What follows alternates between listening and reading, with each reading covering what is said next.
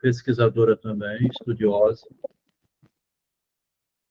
e espontaneamente eu joguei uma pergunta no ar aqui, e ela se interessou por buscar uma resposta para essa pergunta. Tá? Bem que interessante. Joguei a pergunta no ar, ela se interessou em buscar uma resposta. A pergunta é terrível, né? Existiria alguma comunidade no mundo, em algum lugar, né, onde não há nenhum problema de autismo, assim, seres humanos sem linguagem? Aqui no bairro que eu moro, uma diretora de escola dizendo que está horrorizada, nunca vi isso antes. Da onde está vindo isso, Adelmo? Da onde está surgindo isso? Ela tem nas salas de aulas. Boa noite, Andréia. Boa noite, Marcos. Ela diz que tem na sala de aula. Boa noite, Maria. Em cada sala, 5, 6 crianças que não falam, autistas não verbais, e que tem cada um delas um tutor. Tá? Como o empregado também é um funcionário que às vezes não vem, encontra emprego em outro lugar, ninguém é obrigado a ir trabalhar. Né? Então, quando um tutor desse não aparece, aquela criança autista que já tinha desenvolvido afinidade com aquela pessoa, ela fica ali indócil, né? Dentro da sala de aula regular, devido à inclusão social, a diretora dizendo, na nossa infância não tinha isso, Abel. Onde que está surgindo, né? De que buraco aí que está... Parece que tem um buraco, então, vindo aos montes, tá? No país inteiro, no mundo inteiro. Aí eu fiz uma pergunta aqui, assim, meio que sem pretensão, a Margarete resolveu, Adel, se você conceder um espaço na próxima conversa, eu vou trazer um material que eu encontrei de um grupo social onde não tem criança autista. Existe, então, ela leu num livro, né, uma pesquisa que ela fez, que existe, então, um local, né, eu suspeito que deve existir, né, eu suspeito que deve existir, e não pode ser universal, assim, boa noite, Bia. Então, quando você encontra onde tem lugar que não tem autismo, e é no planeta Terra que eles moram, né, estão em contato com a civilização, derruba um pouco a hipótese que seja genético, né? Porque são os genes humanos que estão navegando no mundo inteiro, né? Ah, mas lá não comeram cenoura, né? Lá não come cenoura, lá não vê o super-homem, lá não tem celular, aí começa uma guerra, né? Porque o cuidado não tem a ver com o celular, né? Com certeza que a chegada das facilidades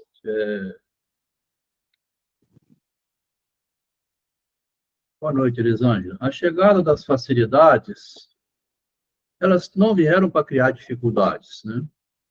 Tem um filósofo francês chamado Alain Badiou, que falou assim, eu estou adorando ver toda essa facilidade de consulta e com a responsabilidade maior da minha parte para ver o que eu leio, o que eu não leio, o que eu uso, o que eu não uso, né?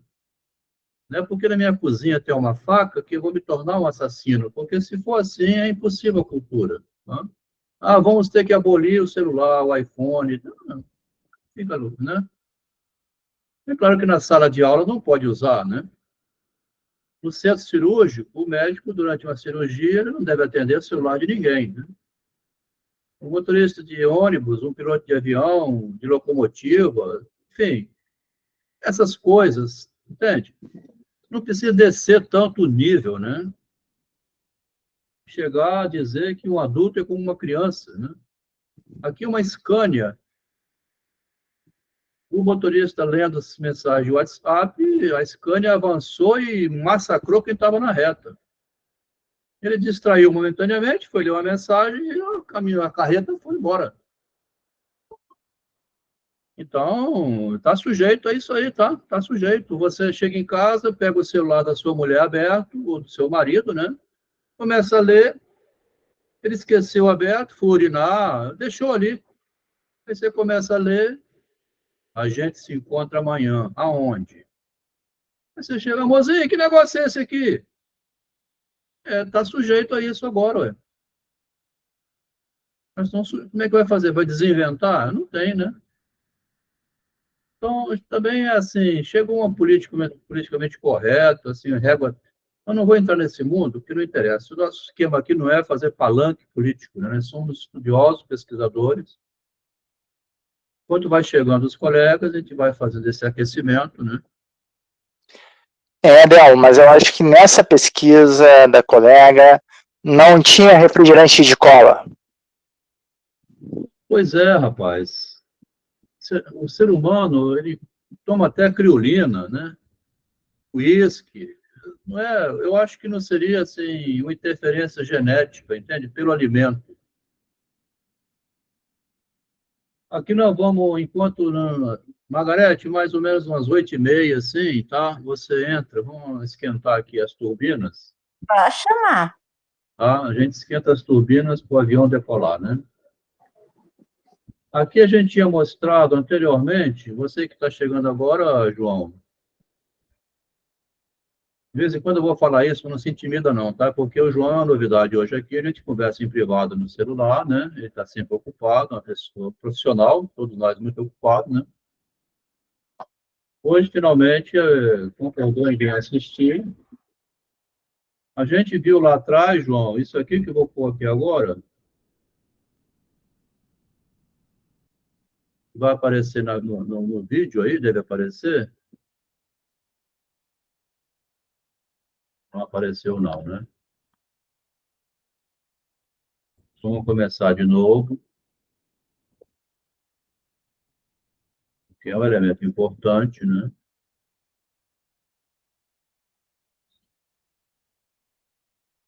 Deixa eu pegar aqui, que saiu do ar.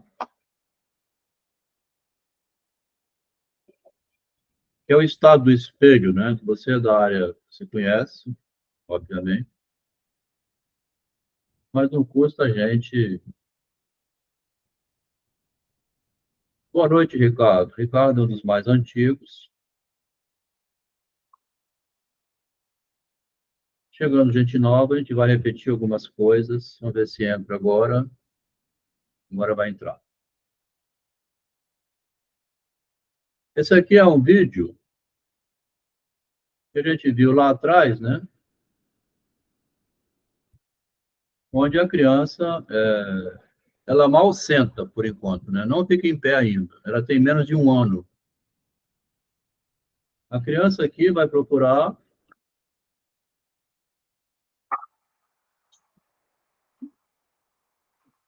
Ó,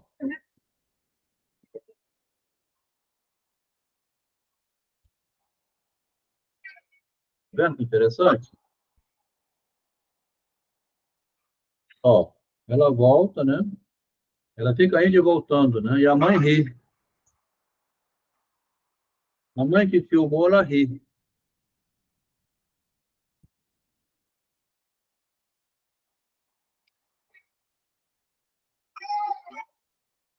Depois nós mostramos um outro vídeo, João, onde está um estado um pouquinho adiante. A criança aqui, ela anda já.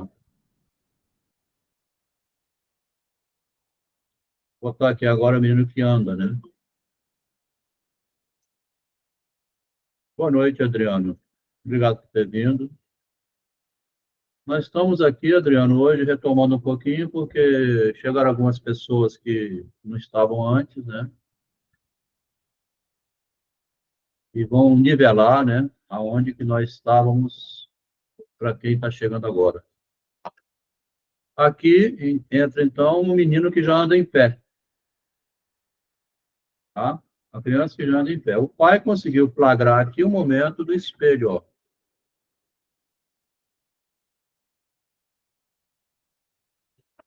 E está rindo também, né? É porque é um idiota, né? Ele está rindo porque a criança é como se fosse um idiota. Ela procura o eu dela, ó.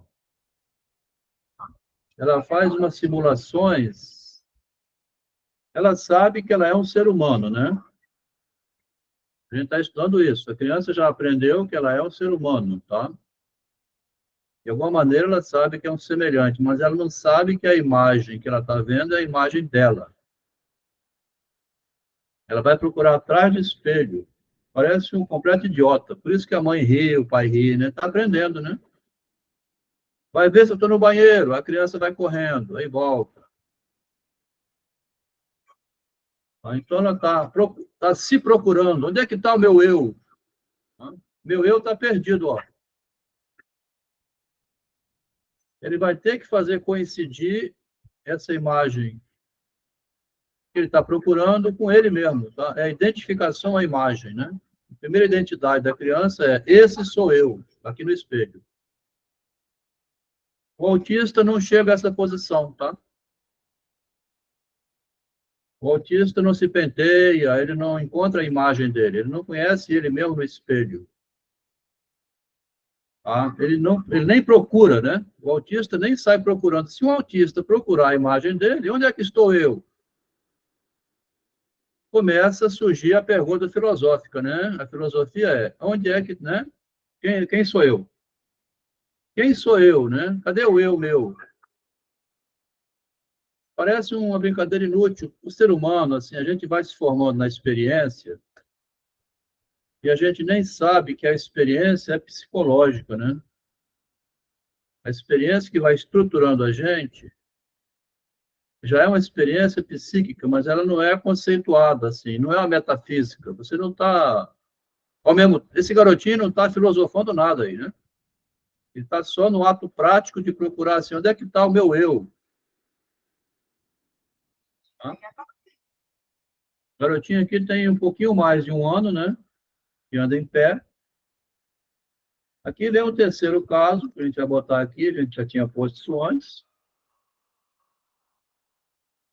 Mas como tem um colega novo aqui que chegou hoje para prestigiar, né, o estudo da gente, e também participar, né? Vamos mostrar aqui agora o terceiro caso, né? O primeiro é o garotinho sentado, o segundo é em pé procurando. O primeiro ele só sabe que é uma imagem que vai e vem. Ela olha e ri, olha e ri. Mas ela não procura o eu dela ainda. Um pouquinho adiante ela procura. Onde é que está meu eu? Esse terceiro caso já sabe onde é que está o eu dele.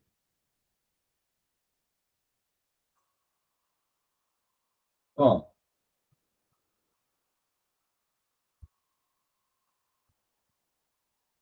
a imagem, né? Aqui está eu, meu. Eu não tenho essa pinta. Tá? Essa pinta na minha testa eu não tinha visto antes. Quem que botou, né? Teste do espelho. Ó.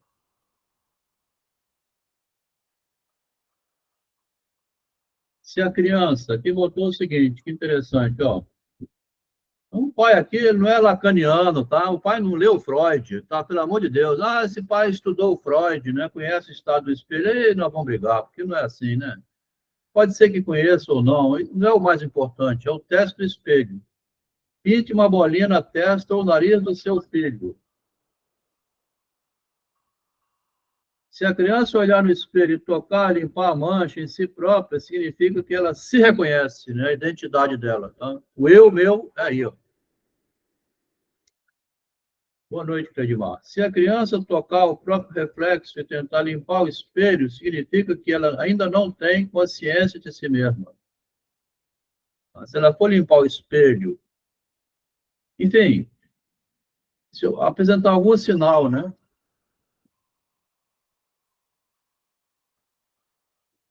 Aqui é um filósofo, né? Uma curiosidade, ó. Está surgindo um filósofo, né? O que pergunta onde é que está meu eu, tá? Então, nós estamos nessa investigação aqui, com a paciência de Jó, tá lendo o Freud, porque a gente encontra no Freud, e espalhado pela cultura, né? Essas teorias que não se tornaram teorias, por causa que a experiência, ela ainda não virou. Veja que interessante. Aqui o Adriano João participa há muito tempo, tá? Ele já tem bastante conhecimento da psicologia, da psicanálise, é o que mais contribui, empresário de Santa Catarina. O João, Adriano, é um psicólogo que conversa no privado há muito tempo, mas hoje tirou o momento para vir acompanhar. Aqui está faltando a Leila, tá? Uma psicanalista com uma formação para quem conhece, né? E vê que interessante a presença e a ausência. Em 1920, o Freud escreveu sobre o Fordar, presença e ausência. Lá no berço do bebê, recém-nascido, né? Logo no início, o bebê, ele vê chegar o rosto da mãe em cima do berço. Está deitadinho lá, faz aquele monte de gesto com os bracinhos, as perninhas, né? Chega a mãe e a mãe vai embora. Quando ele grita, chora desesperado, a mãe aparece. Aí ele vê chegar um rosto da mãe. Daí a pouco esse rosto desaparece, ele não vê mais. Daí que vem a ideia, aquele bebezinho lá que está sentado, olhando, né? E o que vem e o que vai embora. E o Freud, em 1920, escreveu isso aqui, ó. Agora proponho deixar o obscuro e sombrio tema da neurose traumática e estudar o modo como trabalha o aparelho psíquico. Esse aparelho psíquico que nós estamos estudando no projeto de 25 anos antes, né? O aparelho de linguagem, o aparelho psíquico, que está construído no projeto. Como trabalha o aparelho psíquico numa das primeiras ocupações normais. Tá? Qual é? Brincadeira da criança. Recentemente, as diversas teorias sobre o jogo infantil, né, a ludoterapia, né, assim, o que chama também de, bom, o brincar, né? O jogo infantil, que é o brincar, foram resumidas e apreciadas psicanaliticamente por Pfeiffer, na Imago. Um trabalho que aqui posso indicar. Se quiser, vai lá ler. 1920. Essas teorias se empenham em descobrir os motivos do jogo das crianças. O que motiva a jogar, né? Aqui tem um jogo de Santo Agostinho, tá vendo, Adriano? A gente leu lá o capítulo 1, né? Santo Agostinho disse que ele se tornou jogador porque o bebê joga com a mãe. Mas sem destacar o ponto de vista econômico, a consideração pelo ganho de prazer. É o que Freud vai considerar, né? Por que ela quer jogar? Porque tem um ganho de prazer. Por isso, economia psicológica, né? O riso, né? Não pretendo abarcar todas essas manifestações. Não pretendo abarcar todas essas manifestações. Apenas aproveitei uma oportunidade que se me ofereceu. Então, Freud, muito perspicaz, né, aproveitou uma oportunidade que apareceu para ele, e ali ele viu o que aqueles pais que estão filmando viram também. Só que o Freud vai fazer filosofia psicanalítica, né? Aqueles pais apenas riram, né? Você escutou o riso lá. A fim de elucidar o primeiro jogo de invenção própria, ó. Nós estamos aqui, né? A criancinha brincando em frente ao espelho. É uma espécie de um jogo. E o menino de 1 ano e meio, tá? Aqui, ó, tá vendo que interessante? Nós estamos na fase aqui que botei uma chamadinha lá, diz assim, como é que você faz o autismo ou como é que você impede o autismo, né? Uma criança de 1 ano e meio, como é que eu impeço de se tornar, de permanecer no autismo que veio ao mundo, né? Vem ao mundo autista, né? Não sabe nada, vai aprendendo. Foi mais de uma observação ligeira, pois durante algumas semanas estive com a criança e os seus pais sob o mesmo teto, é o netinho dele, e levou um certo tempo até que se revelasse para mim o significado daquela ação misteriosa e repetida. Freud se debruçou, né, para entender o que era aquilo. O garoto não era precoce no desenvolvimento intelectual, então não era nem um gênio, né, uma criança normal. 1 ano e meio, 18 meses de idade, falava apenas algumas palavras compreensíveis, mamãe, papai, assim, e dispunha também de vários sons significativos, entendidos pelas pessoas ao seu redor. Água, né? Essas palavrinhas mínimas. E hoje, quem estuda o autismo diz assim, são os marcadores, né? 1 ano tem que falar mamãe, papai, com 2 anos tem que pedir água, mais ou menos isso. Então, sons das pessoas que estavam ao redor. mas tinha um bom relacionamento com os pais e a única empregada, e recebia elogios por ser bem comportado. Não incomodava os pais durante a noite, obedecia conscienciosamente às proibições de tocar em certos objetos e entrar em certos lugares, e principalmente nunca chorava quando a mãe o deixava durante horas, tá? Uma criança que nunca chorava quando a mamãe deixava ele durante horas.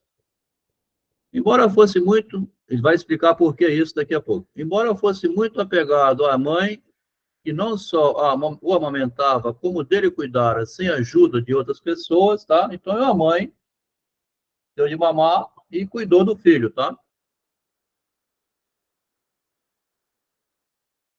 Cris Clesar. Alguém conhece Cris Clesar? Não vou admitir quem não conhece, porque estou embalado aqui, só se alguém indicar, tá? Cris Clesar. Ah, tá. Adelmo, pode admitir. Beleza, obrigado. É da área do teatro. Tá ótimo. Boa noite, Cris Clesar, né? Estou convidada pelo Eduardo. Então, aqui, né? Não só o amamentara, como dele cuidara sem a ajuda de outras pessoas. Olha que interessante, né? A mãe sozinha com o neném. Então, é a mamãe sozinha com o neném que faz autismo? Também não é assim, né? Diretamente. Tá? Não só amamentara, como dele cuidara sem a ajuda de mais ninguém. A mãe também tem que ser esperta para saber ser mãe, né? Continuando, esse bom menino tinha o hábito, ocasionalmente importuno, de jogar todos os pequenos objetos que alcançava para longe de si, a um canto do aposento, debaixo da cama, de modo a que reunir os seus brinquedos não era fácil. Ao fazer isso, ele proferia, com expressão de interesse e satisfação, um forte e prolongado ó, bebezinho, né? E no julgamento da mãe e no teste, e no deste observador, o avô, né? Não era uma interjeição, isso significava forte, não era um grito sem sentido, né? Foi embora, no alemão. Ó, foi para longe. Afinal, percebi que era um jogo e que o menino apenas usava todos os seus brinquedos para jogar o ir embora. Tá? Olha que interessante, o jogo do ir embora, né? Saiu da minha frente, ó. Boa noite, Leila. Obrigado por ter vindo. Leila é uma psicanalista que acompanha a gente. Aqui hoje tem o João, né? A Leila já faz assessoria aqui, gratuita, há um bocado de tempo. Obrigado, Leila, por ter vindo. Estamos lendo aqui o Freud, Além do Princípio do Prazer, 1920, um trecho que com certeza você estudou várias vezes, do ponto de vista do Fordar, né? Boa noite, Cris. Depois anota o número aí, tá? O Eduardo te passa, se quiser entrar em contato no privado. Então, a criança está fazendo o jogo do ir embora, tá? Um dia, pude fazer a observação que confirmou minha opinião. Ele tinha um carretel de madeira em que estava enrolado um cordão.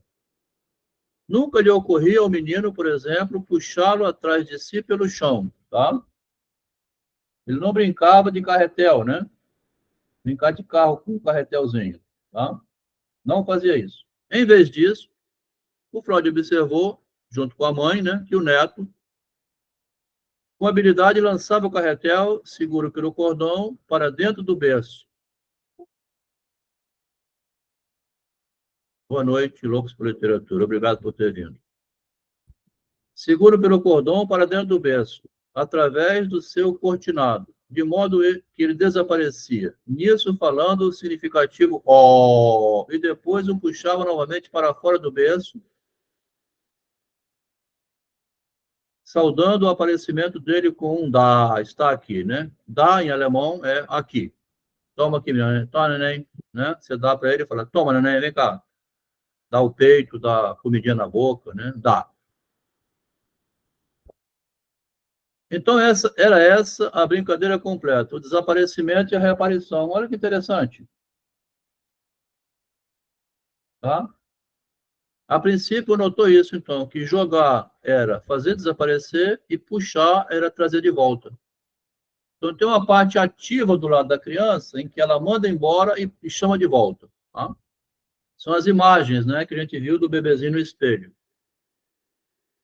Desaparecimento e reaparição, de que geralmente via-se apenas o primeiro ato, via só o jogar, que era repetido incansavelmente como um jogo em si mesmo. Aqui, e os psicanalistas adoram chamar atenção para isso aqui, tá? Por isso que a mãe faz o autismo, aqui, ó. Tá do lado da criança também, mandar embora a mãe, tá?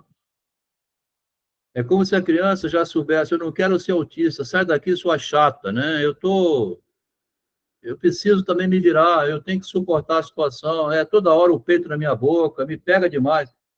Geralmente, via-se apenas o primeiro ato, que é jogar fora o carretel. Vai embora.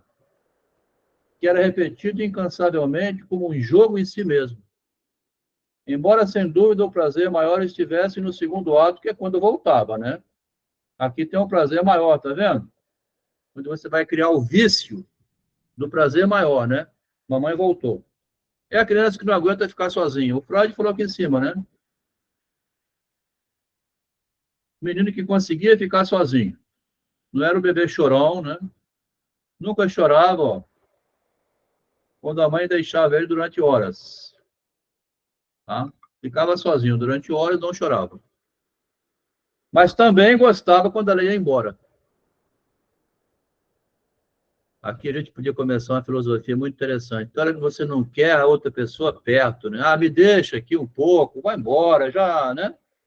Qualquer ser humano adulto tem isso, né? Você está me enchendo o saco, né? Vai embora, mamãe. Ou um adulto falando para alguém, né? Você quer sossego, né? Geralmente via-se apenas o primeiro ato, que era repetido incansavelmente, que é mandar embora o carretel, jogando, né? Aí ele ficava feliz, né, jogando. Mas também ficava feliz quando voltava. A interpretação do jogo foi simples, então. Ele estava relacionado à grande conquista cultural do menino. Olha só. Grande conquista. Então, a renúncia ao instinto, né? Aqui tem um drogadito atual, né? Assim, de crack. Renunciar às satisfações imediatas, né? Grande conquista cultural é você conseguir ficar no vácuo, né? Ficar no sal, como diz na gíria, né? Ficou no sal. Renúncia à satisfação instintual. Por ele realizada, ao permitir a ausência da mãe sem protestar. Aqui é o seguinte, você não consegue deixar um autista admitir a ausência da mãe sem gritar, né? Sem protesto. Tá? Nós estamos estudando, então, assim, como que a criança fica autista ou como fazer para que ela não fique, né? É fazê-la suportar a carência, tá? Ao permitir a ausência da mãe sem protestar. Compensava a si mesmo, olha só, autocompensação, né? Compensava a si mesmo, digamos, ao encenar o desaparecimento, fazendo um teatro, ó, encenando o desaparecimento e a reaparição, tá?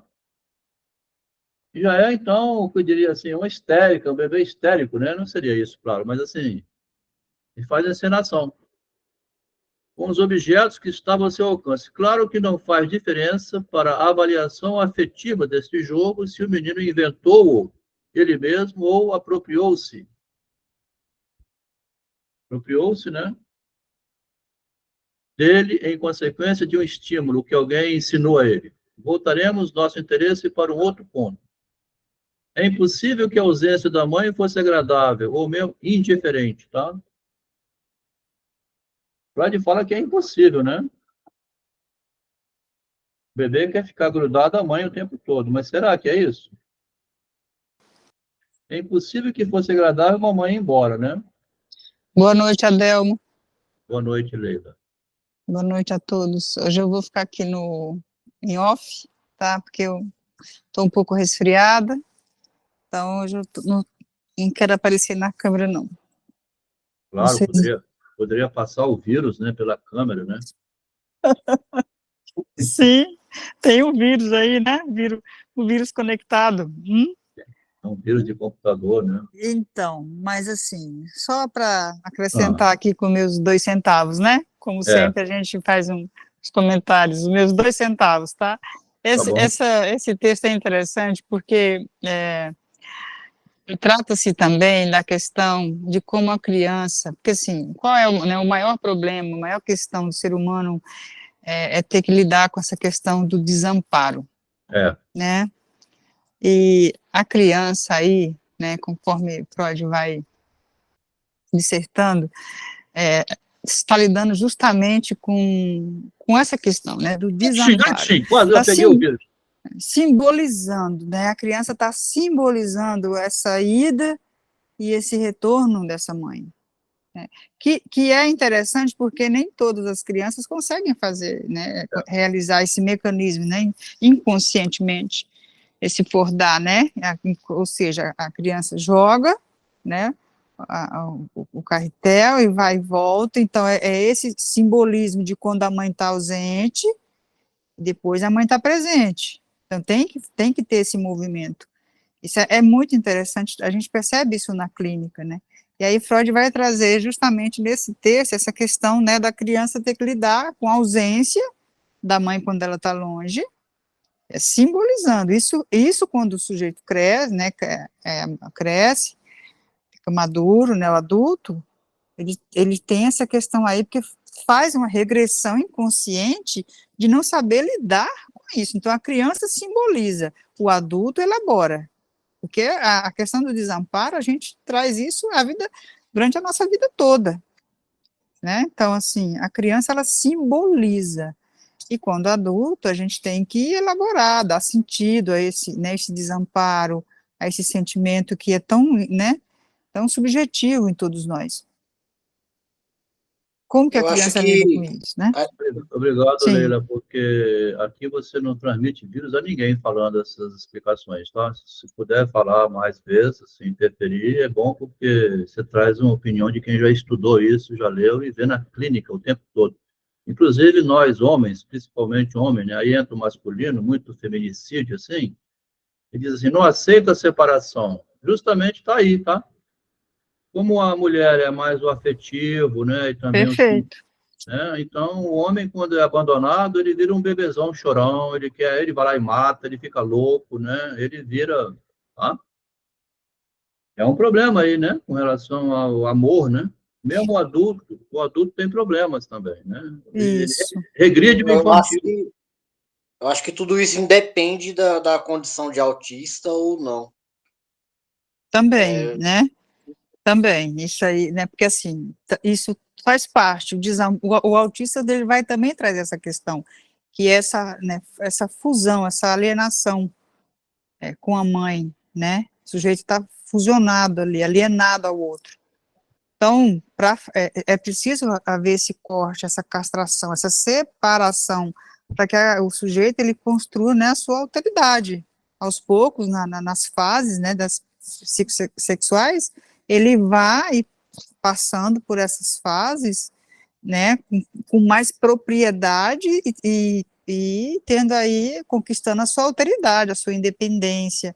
É tanto que agora que o Adelmo trouxe essa questão do adulto, quando se dá, toda vez que o adulto, né, ele tem que lidar com o corte, com a separação, né, vai trazer aí esse sentimento de abandono.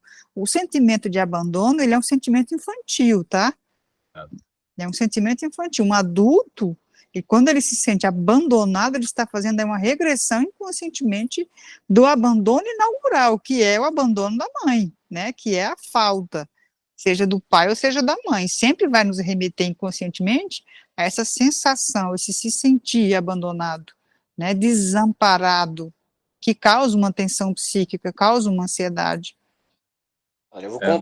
vou contar um caso pesado Agora, que aconteceu aqui esses dias, que foi o caso de uma mãe, que era mãe de um autista, morava só ela e o rapaz autista, que já era adulto, autista nível 4, ou vai até o nível 3, que é o máximo, não lembro, tanto faz. Era um nível hard. E o que aconteceu? Encontraram os dois mortos. A mãe matou, não aguentou, matou o menino, o rapaz, né, que já era adulto, e se matou. É uma tragédia. isso aí. vai posicionando o nosso convidado que chegou hoje aqui pela primeira vez, o João, o nosso amigo Rodrigo Freud, que aparece, o MC Freud, né? MC Freud, que é artista, faz parte de uma banda, de vez em quando ele traz uns comentários muito espontâneos, né? Alguns dias está muito afetado por uma situação ou outra, porque quem mexe com a arte é justamente muito sensível, né? E por aí vai, vamos em frente. Então, aqui nós estamos nesse momento em que a Leila fez esse comentário muito interessante, mas ele fala aqui, o Freud, geralmente via-se apenas o primeiro ato, que era jogar o carretel, que era repetido incansavelmente como um jogo em si. Parece que o bebê tinha mais prazer em jogar, como diz assim, vai embora. O comentário da Leila, a gente pode pensar no caminho contrário também, assim, se você não sente falta nenhuma do seu amor, né, e é indiferente a ida dele embora, e suporta sozinho o tempo todo. Amor, vou voltar o mês que vem. Tá bom, tranquilo. Você tá bem aí? Tô ótimo. Aí, daí a pouco, mais um recado. Amor, eu consegui ficar mais um ano aqui, não vou voltar agora não. Tá bom? Tá, beleza, continua aí. Se você tem um amor que você nunca vê, nem mora junto, nem toca no corpo e não faz falta nenhuma, que amor é esse, né? Então, o amor é uma tragédia, é uma desgraça, né? Você quer estar junto, mas ao mesmo tempo ficar junto demais é o pouco espinho lá que o Freud menciona, né? No Dilema de Schopenhauer, né? Perto demais fica espetando, mas longe também não dá aquele calor, né? O Schopenhauer apareceu com a metáfora do pouco espinho. Eles têm que ficar perto, porque um aquece o outro, transmite calor ao corpo, né? Em situações de frio. Mas se o pouco espinho ficar pertinho demais, espeta o outro, né? Tem que afastar um pouquinho. Então, o amor é o pouco espinho, né? Você fica perto, mas não muito perto. Continuando, então. A interpretação do jogo.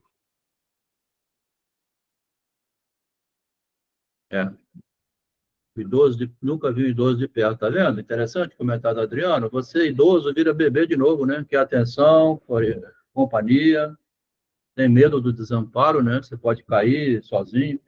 A interpretação do jogo foi simples, então. Ele estava relacionado à grande conquista cultural do menino, que é renunciar, né? Ao permitir a ausência da mãe sem protestar. Ele aguenta que a mãe vai embora e não entra em pânico. Compensava a si mesmo, digamos, ao encenar o desaparecimento. Então, ele consegue já fazer a encenação. Ó. Claro que não faz diferença, mas para a avaliação efetiva, se o menino inventou ou não, voltaremos nosso interesse para um outro ponto. É impossível que a ausência da mãe fosse agradável, né? A mãe vai sentir um lixo, assim, se o filho não sentir falta dela, né, dona Leila? Pô, meu filho não sente falta nenhuma de mim. É impossível que a ausência da mãe fosse agradável, ou mesmo indiferente para essa criança e para a mãe também. Como pode, então, harmonizar-se com o princípio do prazer o fato de ela repetir, a criança, né, repetir a vivência dolorosa com brincadeira? Por que ela repete, então? Ah? A pergunta do Freud. Como é que ela repete a ida e dá um riso, né, e um prazer, assim, um júbilo? Talvez se responda que a ausência tinha que ser encenada, está vendo? Aqui, Freud. A necessidade de você encenar a ausência. Num teatro da ausência, né? A ausência tinha que ser encenada, ó. Forte isso aqui, né? Tipo, sair escondido. Tem uma frase muito... Mas aí você sai escondido, o outro entra em pânico quando vê que não está. Aqui tem uma atividade, né? O bebê é ativo, né? É tipo assim, vai embora, né? Jogou o carretel. E a mãe também. A mãe é aceitar, é isso aí, é aceitar. Meu filho não precisa de mim? Não precisa. Eu lembro de uma frase muito forte que eu vi na Nova Acrópole, escola de filosofia, que diz assim: você ama seu filho ou você é apaixonada por ele? Isso aí. Eu quero meu filho perto de mim. Não, então você não ama, você é apaixonada. Se você amasse seu filho, você mandava ele para salvar o mundo. mas também é humano sentir. Quer dizer, é uma questão que não tem explicação assim tão simples, né?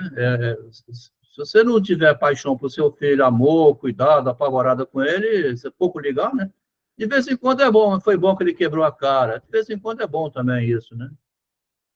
Mas vamos em frente. Talvez se responda que a ausência tinha de ser encenada como pré-condição para o agradável reaparecimento. Olha que lindo aqui, tá vendo? Parece que o Freud está falando das fugas dele lá com a Mirna Margarete. Talvez se responda que a ausência tinha que ser encenada como pré-condição para o agradável reaparecimento. Quando você sai de perto do seu grande amor, e depois você volta, que você estava assim com aquela saudade, né? Poxa, fiquei uma semana fora, amorzinho, aí tem todo o namoro, beijo, né? Você quer ficar junto, agarradinho, né? Olha que interessante isso aqui. Isso seria contrariado pela observação de que o primeiro ato, a ausência, era encenado como brincadeira em si mesma, e muito mais frequentemente com a apresentação completa, quando aparece o retorno. Então, quando você fica adulto, que você quer sair para depois deixar saudade, é uma repetição do infantilismo, né? A análise de um caso assim, isolado, não leva a um juízo seguro. Numa reflexão não preconcebida, tem-se a impressão de que o menino transformou a vivência em jogo por um outro motivo. Ele se achava numa situação passiva. Olha aqui que interessante. Você passa do passivo ao ativo, ó. Foi atingido pela vivência e, ao repeti-lo como um jogo, embora Então, fosse... aquele. Fala, Eduardo. É tranquilo, hein? Se quiser se interferir antes, vai falar. Eduardo, Fala, nessa Eduardo. linha, nessa linha, podemos dizer. Tá me vendo? Agora Alô? melhorou. Pode falar. Tá, era o microfone aqui. Podemos dizer que nessa linha que o jogo de sedução é um jogo nada mais que infantil. Ele liga, não liga. Vou responder antes, não vou responder. É isso aí. Por exemplo, você liga toda hora, ou o contrário, ela te liga toda hora. Pô, você me ligou tem 30 minutos? Ah, mozinho, eu tô com muita carência. Tá vendo? É isso. No jogo de sedução é uma posse também, vira um inferno, né? Tem todo um problema aí, tá? Ele se achava numa posição passiva. Olha só o bebezinho aqui, ó. O Freud vai deduzir isso, tá? Aqui, numa reflexão, tem a impressão de que transformou a vivência em jogo por outro motivo. A gente vai ler de novo aqui o Santo Agostinho, capítulo 1 de Confissão, tá? Quando o menino faz jogo com a mãe. Precisamos voltar a ler aquilo lá, né? Já lemos uma vez, agora vamos ler pensando no autismo, né? Esse autismo não faz esse jogo, né? Tá? Nós estamos adquirindo a imagem, né? A questão da imagem, assim, ausência e presença, né? Vai embora, mamãe, saiu da minha frente. Apareceu a mamãe no berço. Quando o rosto aparece no berço, é a imagem que vem. Pressupõe-se um pensamento assim primitivo em que a criança estava distraída no berço e quando chega a mãe, aquela imagem, aquela carona da mãe em cima do berço assim para ver aquele rosto desse tamanho, o bebê se sente incomodado. Pô, estava distraído aqui com o meu brinquedo, né? Tem um móvel, né? Em cima do berço. Vai embora.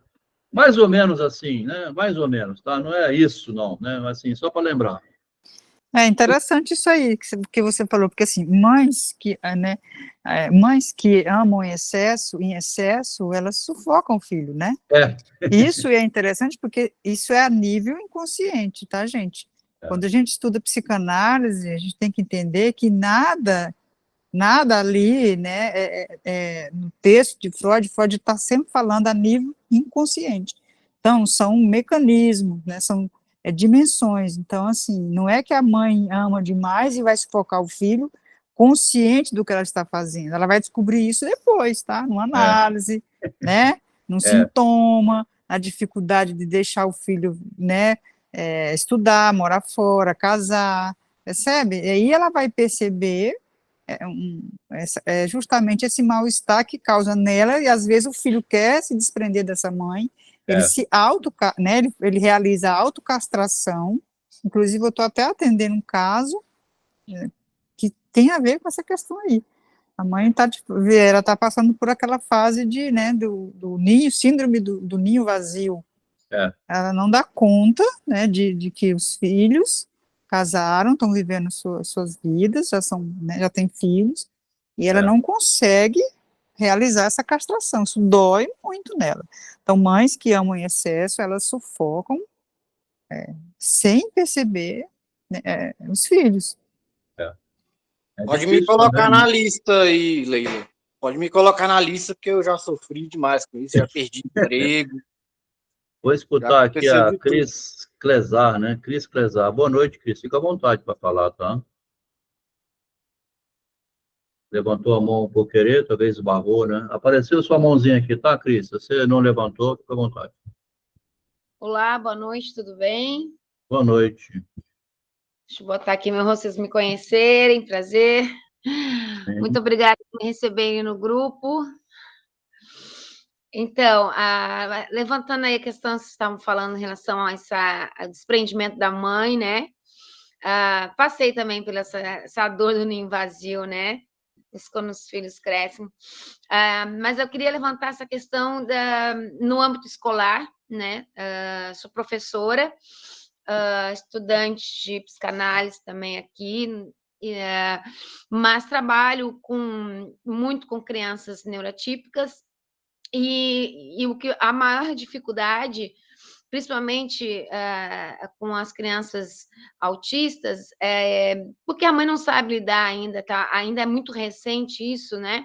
E lidar com o desprendimento, mesmo quando a gente faz um acolhimento afetuoso e com muita prática também, mas quando a gente faz o acolhimento, primeiramente da mãe, depois do aluno, o desprendimento, né, quando a criança já está acolhida e consegue já entrar no âmbito escolar, mas o desprendimento da mãe dessa criança é muito difícil, e isso dificulta, com certeza, a permanência da criança, até porque ela não tem estrutura para muito tempo de permanência, dependendo do nível de suporte desse autista, né?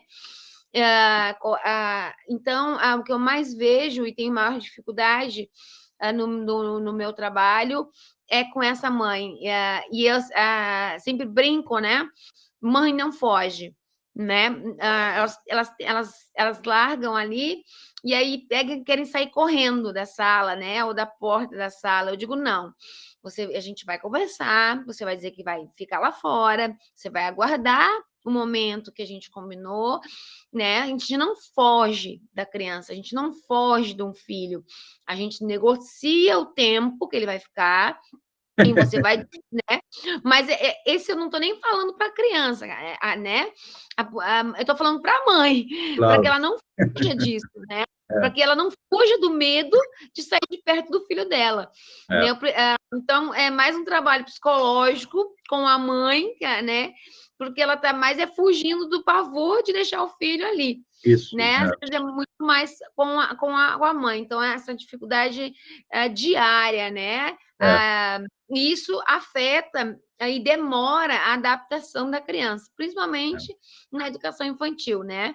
E a gente sabe que a gente não tem suporte nem técnico, né? E as demandas são muitas e nem suporte adequado, pedagógico nas escolas, ainda para tanta demanda, né? Era isso que eu queria contribuir um pouco aí. Obrigado, ótimo. O comentário é esse mesmo. A Leila tinha comentado no encontro passado aqui, anterior, e mesmo na clínica também, a mãe bota o filho lá dentro do consultório, ela não consegue ficar lá fora, ela fica se coçando toda, ela quer saber o que estão fazendo lá dentro, ela quase que entra junto, se ela puder ter um celular que grava tudo para saber o que falou lá dentro. Sim, na clínica eles deixam, sim. Eles pedem para deixar na clínica filmando. Tá vendo? É muita invasão. Como é que fica a privacidade, né? Então, a criança fica insegura também, tá? A insegurança do lado da criança é uma insegurança que foi transmitida a ela, né? Ela tem medo de ficar sozinha porque a própria mãe não deixa. Ele se acha numa situação passiva, o bebezinho de 1 ano e meio, né? Foi atingido pela vivência e, ao repeti-la como um jogo, embora fosse desprazerosa, assumiu um papel ativo. Ó. Olha como é que mudou do passivo para o ativo. Deve ser uma satisfação enorme para a mãe e o pai, dentro de casa, quando vê que o menino consegue sobreviver sem a presença do pai, tá? Sai do passivo. Ah, agora meu filhinho está conseguindo. Saiu do passivo e foi para o ativo, mandando o carretel para longe, né? É simbólico, tá? É somente simbólico isso. É suportar a ausência, como disse a Leila. Tal empenho poderíamos atribuir a um impulso de apoderamento, ó, está se apoderando de alguma coisa, né? E passou a não depender de que a recordação em si fosse ou não prazerosa. Podemos tentar uma outra interpretação. O lançamento do objeto, tá? Vai embora daqui, né? Está lançando o objeto para longe. Se sente seguro com o objeto longe, né? Não precisa do lado o tempo todo aquela assistência sufocante. O lançamento do objeto, de modo que desapareça, poderia constituir a satisfação de um impulso suprimido na vida de vingar-se da mãe por ter desaparecido para ele, tendo então um sentido desafiador, sim, vai embora, não preciso de você, eu mesmo a mando embora. Uma frase adulta, né, que uma criança não falaria, mas estaria com esse sentido. Essa mesma criança que observei com 1 ano e meio de idade, em sua primeira brincadeira, 1 ano depois, então com 2 anos e meio aqui, né, mais 1 ano depois, então 2 anos e meio. Costumava lançar ao chão um brinquedo que o aborrecia com as palavras, vai para a guerra. Então está a frase aqui de cima, aqui embaixo. Já desenvolveu melhor a inteligência, né, a cognição, vai para a guerra, que é o pai, né? Haviam lhe dito que seu pai estava na guerra e ele não sentia falta do pai, tá?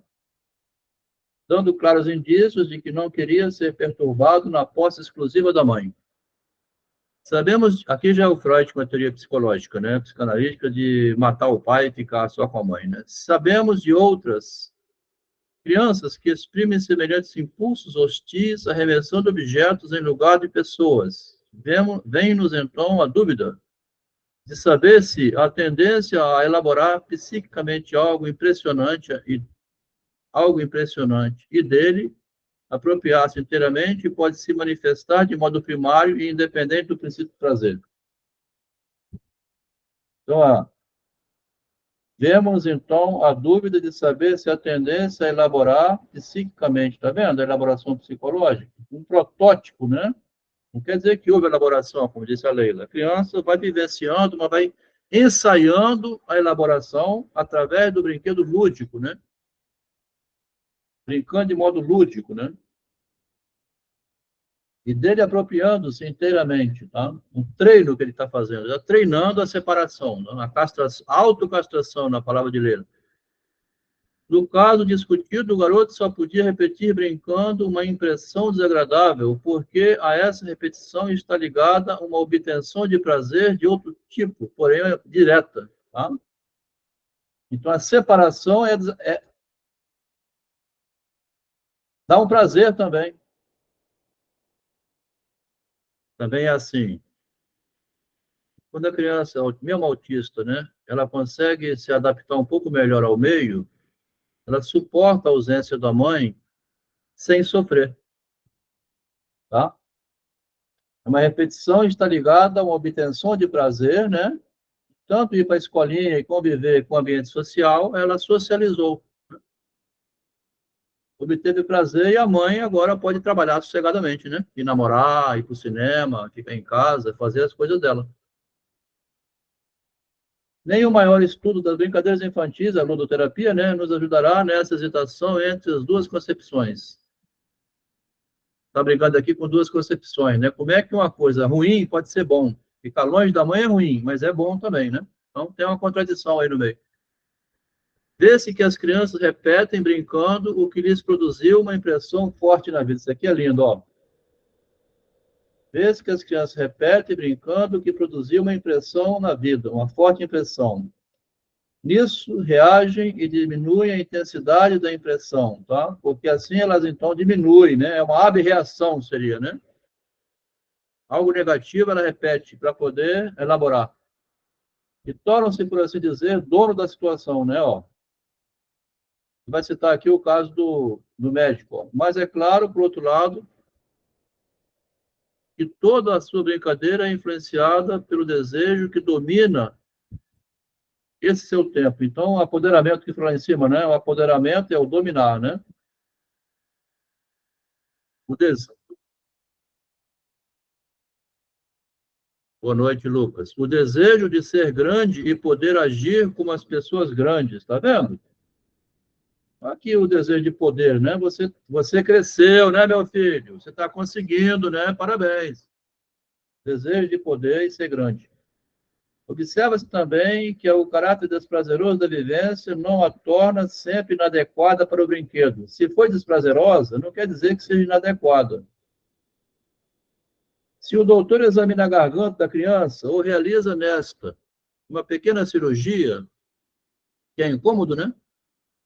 Não há dúvida de que essa aterradora experiência será o tema da brincadeira seguinte, tá vendo? Abre a sua boca e eu vou te examinar. Vou fazer com você o que o médico fez comigo, né? Mas não se pode ignorar com isso o prazer obtido de outra fonte. Quando passa da passividade da experiência à atividade do jogo, tá?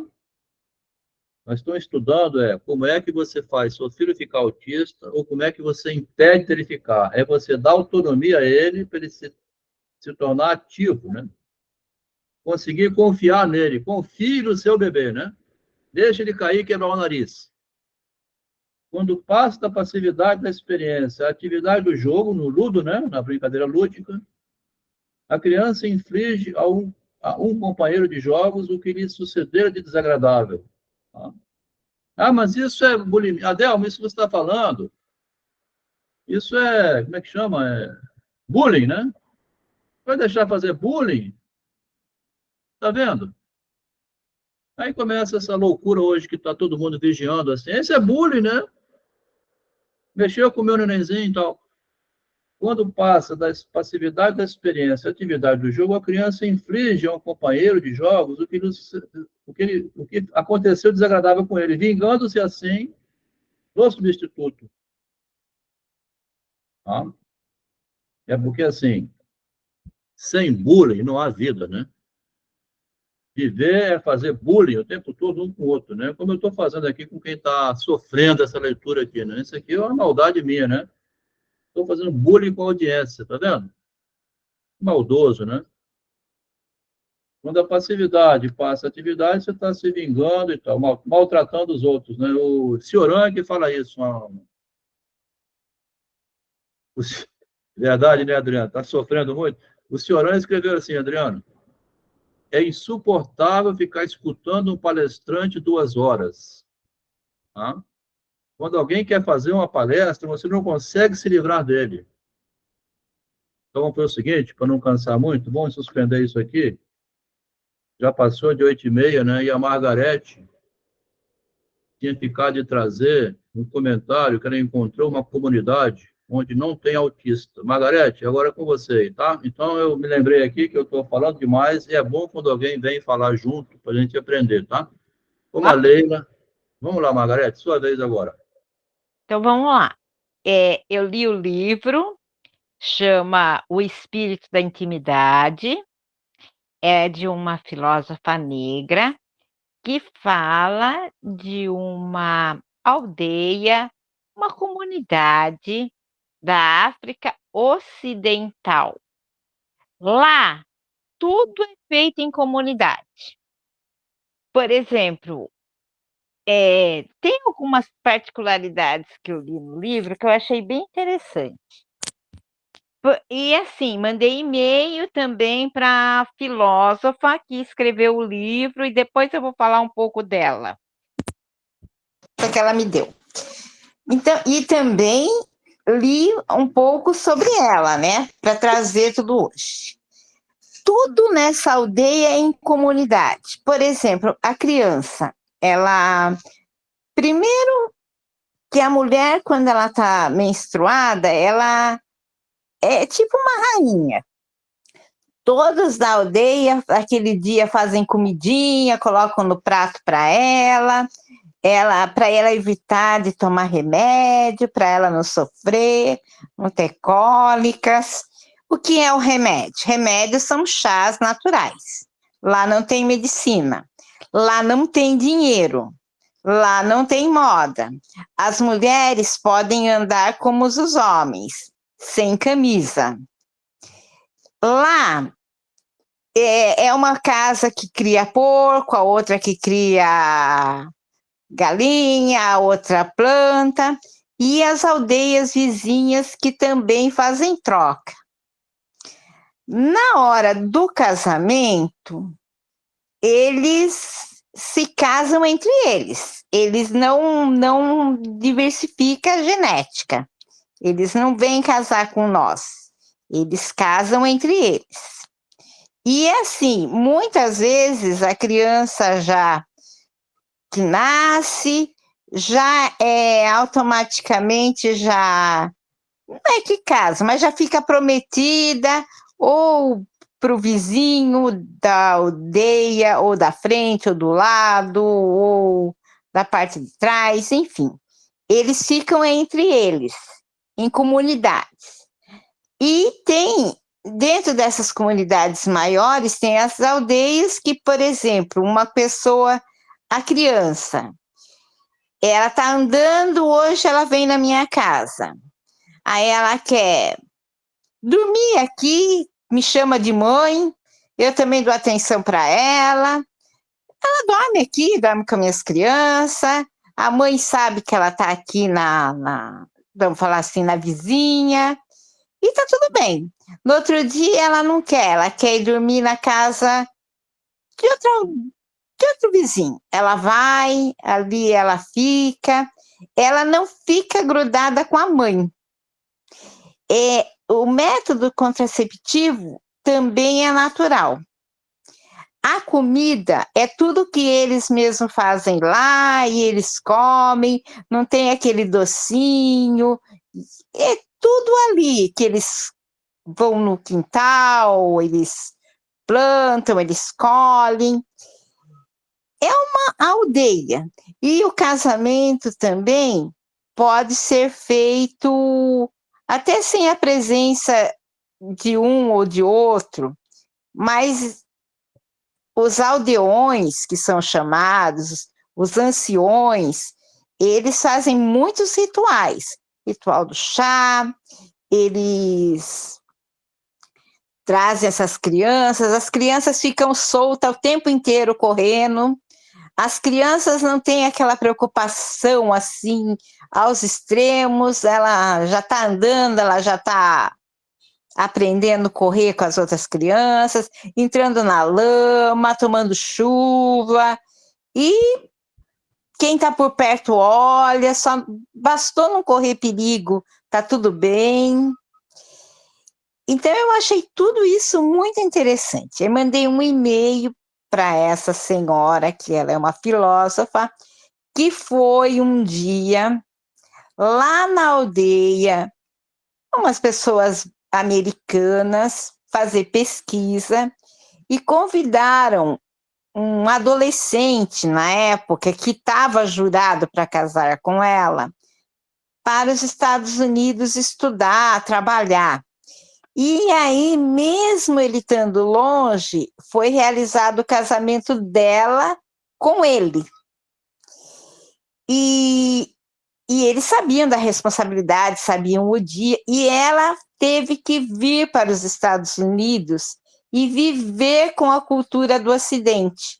E depois que ela, bem dizer, retratou para mim, que ela viu a nossa decadência, que, por exemplo, nós somos assim, temos uma teoria assim, para dar certo não pode contar nada para ninguém. Lá não, para dar certo, eu tenho que contar para todo mundo, fazer uma reunião e contar para todo mundo, que é para todo mundo me ajudar a dar certo. É totalmente diferente. E assim, as meninas, em termos assim de sensualidade e tudo, elas, desde a primeira menstruação, eles evitam que elas sabem que elas são mulheres, são muito importantes, nesse período são verdadeiras rainhas, e depois que elas têm o nenê, todas vão ajudar, e essa criança fica, bem dizer, longe da mãe, para que essa mãe se recupere. É totalmente o contrário de nós. Então, ela daí pegou, vendo a nossa decadência, escreveu esse livro. E eu peguei até, posso dizer assim, mandei um e-mail para ela, falando das doenças, tudo, né? E ela falou que quando acontece, que é raro, mas aí eles resolvem levar para a cidade, né? Que é para passar com um médico. Mas é muito difícil. A maioria eles resolvem tudo lá, com chás e com muita fé nos espíritos. Eles têm muita fé assim nos espíritos, e eles fazem muitos rituais. E esses rituais, por exemplo, um casal está em crise, não esconde a crise, leva para esses anciões, que eles contam a crise, esses anciões ouvem, e tem até tipo uns rituais somente para ouvir os casais, para eles nunca terem crise. A palavra divórcio e separação não existe. Se um homem, aí é um pouco machista, mas tenho que falar porque eu li o livro, né? Ele decide que ele vai casar com outra esposa, ele vai levar essa esposa para a casa dele, e a primeira esposa tem que aceitá-la, tem que ter amizade, que para eles todos ficarem bem, felizes, alegres, não pode ser algo negativo, triste, passar nervoso, escondido. Então, que se acaso acontece esse interesse, que seja ali aberto. Também, se fica viúvo, pode casar de novo, fica viúva também, é feito um ritual. E aí, eu acho até que eu fiz assim, porque tem muita tribos indígenas que quando a criança nasce, ela é deficiente, ou depois eles descobrem, eles acabam matando. Agora, aqui no Brasil, eles entregam para o Conselho Tutelar, né? Mas isso ela não soube me responder. Ela não me respondeu, mas eu fiz essa pergunta para ela. Se caso a criança se manifestar, isso aí ela não me respondeu. Mas achei extremamente interessante esse livro, que esse foi o primeiro livro que eu fiz de pesquisa de um lugar no mundo que não tem autismo. E tudo que um sabe ensina outro para as crianças, então as crianças também não têm aquela obrigatoriedade de ir para a escola, no dia a dia as crianças vão aprendendo, se a criança está mais carente, ela vai numa outra casa, ela ganha um carinho, um mimo, diferente daquela casa que ela estava, tem vários avós, várias mães, vários pais, e tudo é em comunidade. Obrigado, Margarete, por essa pesquisa, né? Esse contato que você fez com ela, essa leitura dela, assim, é língua inglesa, né? Não é português que ela fala, com certeza, né? Sim, ela fala a língua dela, de lá, e o inglês, né? Ah, tá. Que daí ela agora não vive mais nos Estados Unidos, ela até voltou, bem dizer, para lá, porque ela gosta de viver em comunidade, ela não aceitou muito bem a nossa vida aqui do Ocidente. Achou muito difícil. Muita decadência, né? Ela usa esse termo, inclusive para ela usar muita roupa, ter que se esconder, a mama ser uma vergonha a mulher mostrar a mama. Ela acha assim, onde já se viu isso? A mulher não poder mostrar? Que isso? É uma coisa sagrada, é normal. Ô, Margarete, depois você me dá o endereço. Eduardo, vamos para lá, Eduardo? Eduardo, você está acompanhando? Eu acho que eu estou pensando em morar lá. Não, eu já tô quase pedindo endereço da tribo, e eu te falei, né? Não tem Coca-Cola lá. É por isso que as crianças não têm autismo. Dagara chama o lugar. Da É, cara. é na África Ocidental. O nome do livro é O Espírito da Intimidade. Que É coisa. Dagara. Tudo que eu estou falando, esse é o meu primeiro livro da pesquisa, né? Se alguém souber de mais algum livro e até quiser dividir ou que eu leia, esse é o primeiro livro que eu leio sobre o assunto. É interessante. A gente brinca um pouco para rir, né? Aqui a gente fala assim, brincando, mas mudando um pouco, assim, reduzindo algumas coisas, ou não tudo como é igual lá, né? Mas na minha infância eu morei num lugarejo mais ou menos assim, Margarete. Lá na roça, em Marilândia, em São Marco, numa roça incrível, assim, muito distante. Eu tenho um irmão que tem uma propriedade também, até hoje agora. Ele falou assim, lá no sítio, na chácara, que é distante de tudo, tem que andar de caminhonete, né? Que consegue enfrentar lama e tudo. Lá eles são obrigados a ter empatia ou solidariedade, porque se um precisar de uma coisa e o outro não der, ele está ferrado. A próxima vez que ele precisar, não vai receber. Tem uma solidariedade que é diferente dessa tribo, claro, não entra na casa, assim, mas as casas são mais ou menos abertas. Eu, quando era criança, a gente passava correndo nas casas, eu e o Evilásio, os outros menininhos, né? Entra pela porta, sai pela outra, correndo, tropeça e cai, a mãe chama a outra, cuida enquanto não chegou ao tamanho para atender. Tem uma socialização da infância que a criança tem infância, né? E também que ela come fruta do pé, ela cai, machuca, ela levanta, ela fica solta naquele terreno, ela não fica assim, só olhando para a cara da mãe como num apartamento, né? Mas, Margarete, eu queria só pontuar uma questão que eu não sei se você falou ou se eu não escutei, né? A questão, como é que eles vivem nessa aldeia no sentido, assim, de tecnologia?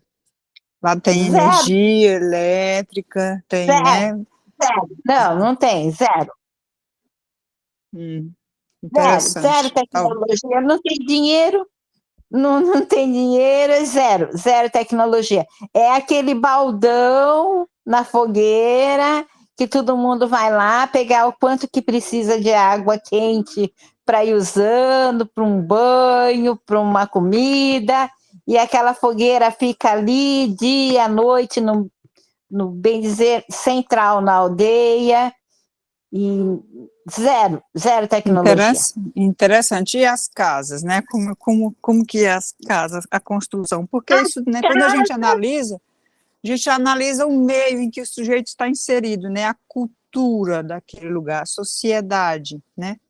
E isso interfere, né? Como falamos aqui semana passada, o sujeito, o ser humano, a constituição, né? É biopsicossocial. Então, tem o biológico, que, né, na psicanálise, no caso, Freud nunca descartou o biológico, né? Isso não é descartado. Mas aí a gente vai trabalhar também com a questão do psicossocial. Então, assim, como é que é a cultura, como é que eles lidam com essa questão em sociedade, a polis, né? A polis. Então, assim, a construção das casas, como é que é passado o conhecimento para essas crianças, religião, né? Religião é interessante também. Religião é só uma. É aquela que os anciões falam com os espíritos e chama todo mundo, mesmo as crianças, para participar desses rituais. Que é onde, tipo, os espíritos mandam os mais velhos dizer, né? Então a gente não sabe se é a voz da experiência ou se eles me estão ouvindo, né? Mas no livro fala isso, né? Que, bem dizer, toda semana eles têm esses rituais. O livro é muito cheio de ritual. E as casas parecem ser bem simples, porque eles dormem em esteiras. Tanto que ela fala assim, hoje a criança entrou e eu coloquei na esteira para dormir. Então, quer dizer que eles não têm cama, colchão, né? Isso como nós, são esteiras. Isso aí, interessante. Quer ver? Essa comunidade que está sobrando aí no mundo, né? Que a Margarete descobriu, são aquelas comunidades antigas que a gente vivia, né? Quando era criança. Porque a Leila perguntou agora, e como é que é a tecnologia e tal? Nesse lugar não tinha luz elétrica. Lá onde eu morava quando era criança, não tinha luz elétrica, não tinha nem fogão a gás. Um dia minha mãe levando para Colatina, estou na casa de uma pessoa lá da família. Vem cá, meu filho, vou te mostrar um fogão que não precisa de lenha. Quer ver? Aí apertou um botão, o fogo apareceu, tinha o gás. Então a gente, quando vive também. Ô Marcos, você não viveu a sua infância mais ou menos igual essa comunidade, não? Claro que igual não, né? Assim, está acompanhando? Quer dizer, algo interessante que a Margarete trouxe hoje. Ela trouxe lembrança da sua infância, não foi, não? Você está com 60 anos de idade, a minha idade mesmo que eu, né? Sim. Sim, com certeza. Até comentei no privado várias vezes com você, né? Então tem muito disso.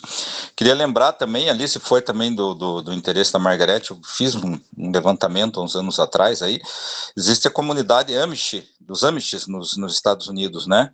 E eles são, assim, apesar de viverem dentro dos Estados Unidos, em várias comunidades em vários estados diferentes dos Estados Unidos, mas eles também eles não convivem com a tecnologia avançada como a nossa, né? Eles utilizam lá alguns implementos que foram inventados lá no século XIX, XVIII e tudo, mas eles vivem realmente bem deslocados do tempo. Entretanto, assim, eles fazem, talvez diferentemente dessa comunidade que a Margarete citou, como eles plantam muito, né, eles têm muita agricultura, a agricultura é o forte deles, eles acabam comercializando para obterem algumas coisas que eles não podem obter diretamente da terra, né, não conseguem produzir, né, então uma ou outra coisa assim, mas em termos de tecnologia eles realmente estão assim, eles vivem em outro tempo por opção deles, né? Por opção mesmo, né? Medo do fim do mundo, de que se acontecer alguma coisa, a tecnologia não vai poder salvar a vida deles, que vai poder salvar realmente o trabalho manual, esse tipo de coisa, né? E assim, o nível de doenças que eles têm também nas comunidades deles são muito pequenos, assim, casos raríssimos de doenças, né?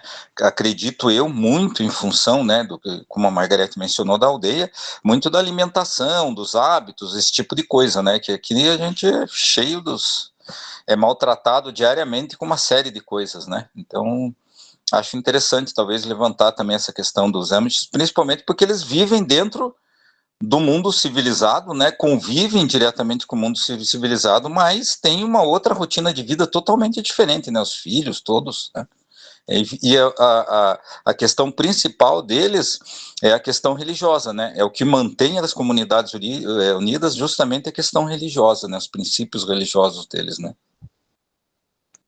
Interessante, né? Que é, bem dizer, zero de doenças, né? Nesse livro, ela mesmo salienta que, bem dizer, zero de doenças. Isso aí. Olha que interessante que nós estamos aqui vendo, então. A nossa infância, né, onde você jogava bola de futebol, bolinha de gude, soltava pipa, papagaio, trepava em árvore, tira goiaba, caía, dava um murro no coleguinha, aquilo não era bullying, era briga de criança, tudo isso está fazendo falta, né? Está fazendo falta, porque como é que você vai ser criança hoje, de deixar seu filho? Alguém deixa o filho na escola? Assim, perderam a infância, né? Tiraram a infância das crianças, que é você fazer experimento, né? Com a realidade. Margarete, por favor, me diz uma coisa. faixa etária e natalidade da comunidade, tu teve acesso a esse dado? Desculpa, eu não entendi como que é a caridade. A faixa etária, a natalidade, sim, como é que é a natalidade da comunidade e a faixa etária. Natalidade, nascimento. A faixa etária, assim, não falou, só falou que quando eles se tornam anciões, eles passam a ser tipo os conselheiros e recebem também mais, como eu posso dizer, agrados, como fazer o prato e levar para eles, né? Eles recebem mais agrados. Agora, a natalidade é tudo feito de uma maneira natural e respeitosa. Quer dizer, tem casal que deseja ter mais, né? E aí esses anciões, eles mesmo orientam como eles devem fazer para controlar a natalidade deles, né? Isso aí. Então, obrigado, Margarete. Ótima pesquisa, leitura, né? A gente vai trazendo que nós vivemos isso de alguma maneira em nossa infância, quando não tinha ainda nem televisão, né? Quando era criança, não existia televisão, não. A televisão surgiu em 1970, por aí, tinha 12 anos de idade já. Apareceu, né? Já tinha antes. A televisão, na década de 50, né? Era recente ainda. A televisão surgiu em 1955, por aí assim, né? Tá? É nova a televisão, tá? Tem muita gente que não viu nada em televisão muito tempo, vivo até hoje, né? Gente viva aí, no meio de nós. Nem televisão tinha. Então, continuando aqui com o texto de Freud, quando ele fala da imagem, né? Como é que a imagem se institui na criança, lá no início, pela carência e pela ausência, como é que você suporta a ausência de uma imagem, né? A mamãe foi embora, estou sozinho, desamparado. O desamparo inicial dos seres humanos é a fonte primordial de todos os motivos morais, tá? Adulto, né? O desamparo havido lá no início, né, inicial, aquele desamparo do bebê, está na base, é a fonte primitiva ou primeira de todos os motivos morais adultos. Olha que frase do Freud. Está no projeto, né?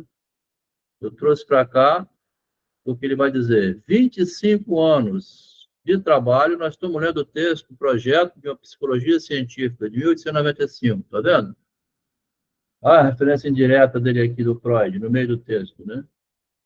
Só faltou ele escrever assim, 25 anos atrás, eu publiquei o projeto, né? E que nós estamos em 1920. Fizeram com que os objetivos imediatos da técnica psicanalítica sejam agora muito diferentes do que era no início. Antes, o médico praticante da psicanálise não podia senão procurar descobrir, reunir e comunicar, no momento certo, o inconsciente oculto para o doente. Então, quem fazia esse serviço era o médico, né? O psicanalista. Aqui você não percebeu, ali você não percebeu. A psicanálise era, sobretudo, uma arte da interpretação. Olha que interessante. Está vendo aqui, Leila? Era, né? Ele fala assim, era isso, né? Agora não é mais, em 1920. Como a tarefa terapêutica não se concluía dessa forma, logo surgiu mais uma intenção, a de instar o paciente a confirmar a construção por meio de sua própria lembrança. Passo seguinte, né? Eu faço a construção e você confirma. Naquele esforço, a ênfase principal era nas resistências do paciente. Aí a arte evoluiu, ó. A arte da psicanálise, né, consistiu, depois, né, disso, a arte consistiu em desvendá-las o mais rapidamente possível, mostrar ao paciente, através da influência pessoal, eis o lugar da sugestão atuando como transferência, induzi-lo a abandonar as resistências. Está o tempo todo aqui falando da função do analista sobre o paciente, né? Aquilo vamos cortar, porque o texto 1920 do Freud, a gente só vai ler essa parte que interessa à infância, porque ele vai evoluir aqui e fazer o seguinte. Dessa maneira fazendo, o paciente continua sendo uma criança. Foi assim que o Adelmo aqui, o velho Adelmo, né, foi 13 anos seguidos ao consultório do analista, até vir a descobrir que quem tem que interpretar a minha própria vida sou eu mesmo. O médico lá, o analista, mas depois que você saiu da crise também, né? Quando você vai procurar, você está numa crise, assim, vou me matar, eu vou matar minha mulher, feminicídio, meu filho é uma desgraça, quem que botou essa praga no mundo, de onde que ele puxou quem? Quando você está louco, né? Assim, você vai procurar um analista, é engenheiro, é comerciante, é pedagogo, é um professor dona de casa, você não entende nada, por que é assim a realidade? Você não percebe que é você mesmo que produziu aquilo na convivência, né? Onde abafa muito. Então, depois que você saiu dessa crise, estaria supostamente livre de continuar indo ao analista, né?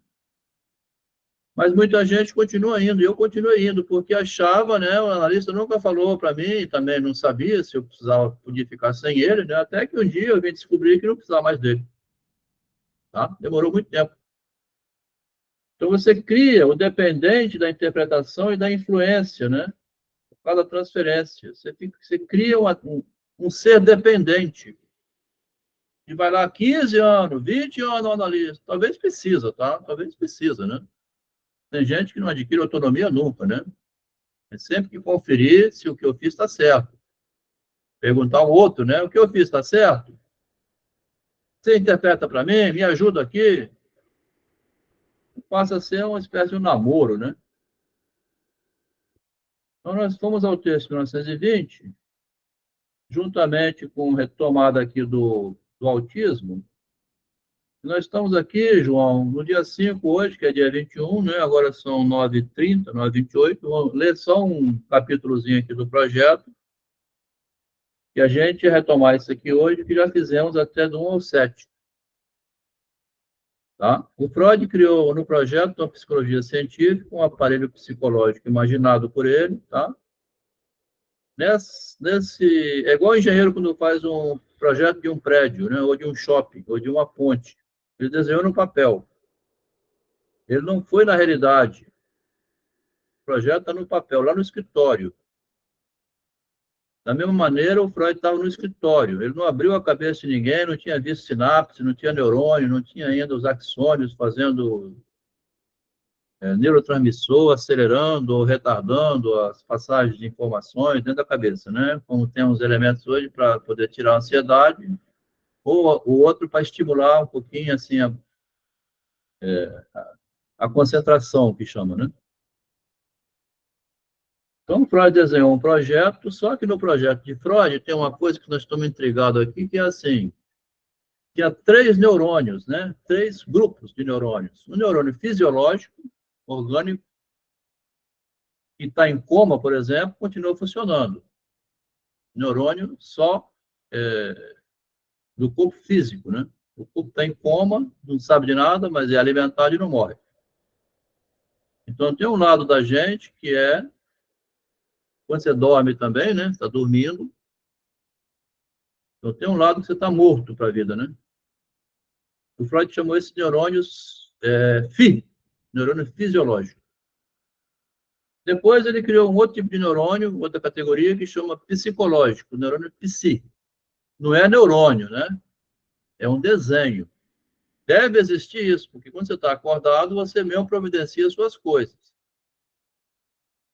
Uma terceira categoria que ele chamou de neurônio da consciência, né? Que nós começamos a ver. Começou a ver aqui a consciência, ó. E não seria, vou repetir, nunca é neurônio em si biológico, tá? É uma abstração. Hoje já ficou claro que é abstração, né? É um neurônio imaginário, né? Ele imaginou que existisse no corpo. O interessante que nós estamos vendo isso aqui é assim, depois disso, nunca mais nenhum neurologista, nem a ciência médica, né, nem a neurolinguística, ninguém mais trabalhou a ideia de que tem que ter o lado psicológico do neurônio biológico. Você vai ao médico e dá só remédio.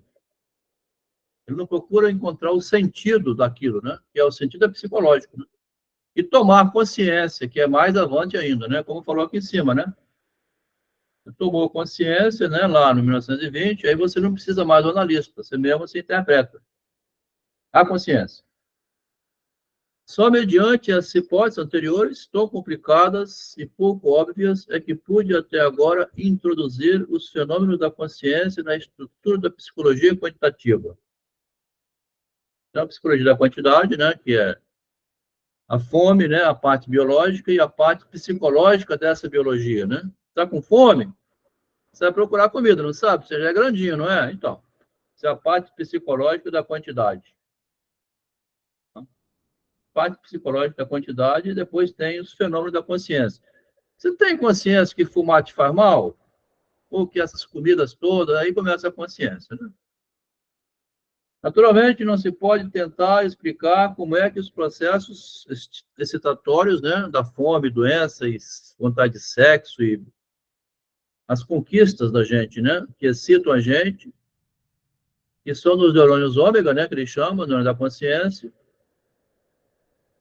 Ele supõe que existiria o neurônio e que existiria separado dele a consciência. Dentro do projeto que ele faz na mesa do engenheiro, né, Freud, engenheiro da mente humana, ele diz que tem um neurônio no biológico e teria no projeto, né?